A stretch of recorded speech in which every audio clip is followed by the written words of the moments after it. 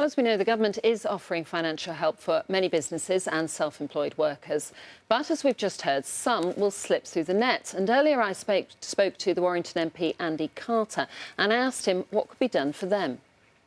There are a number of types of businesses that we've identified that are falling through the cracks. And I think one of the things that the Chancellor's been very clear on is that he wants to do his best to help as many businesses as possible. And over time, we may need to look at some of the schemes that have been put into place and make some adjustments so that we can include some of those businesses into those schemes. And I think, yesterday was a great example that the Chancellor launched the furlough scheme a couple of weeks back and identified that there was a problem and made some adjustments yesterday, which allowed an extra 200,000 people to get that coronavirus furloughing scheme into their support. So, that is an indication that the government is certainly listening to some of these issues. But while the government is looking at what they can do, many businesses could possibly not survive.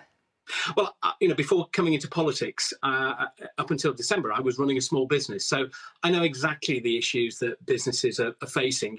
The pressure for cash at the moment in their business is perhaps like never before. Pressure on suppliers and pressure on customers is coming from all directions. The government have put in schemes that are really, in excess of what any other country in the world has done.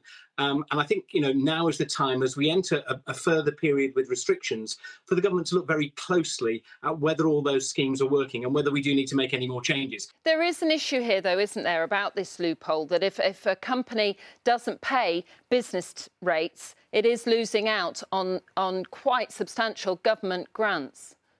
Yes, I think you do identify a particular area. There are a couple of other areas as well that I've raised with the Chancellor that we do need to look at. For example, if you're a business in a shared property, paying perhaps one fee to a landlord, and the landlord is paying the fees, paying the business rates to councils, they're not necessarily going to benefit individually from those business grants as well. So that's another area that we need to look at. And I absolutely accept that these are areas that we do need to raise with the Chancellor.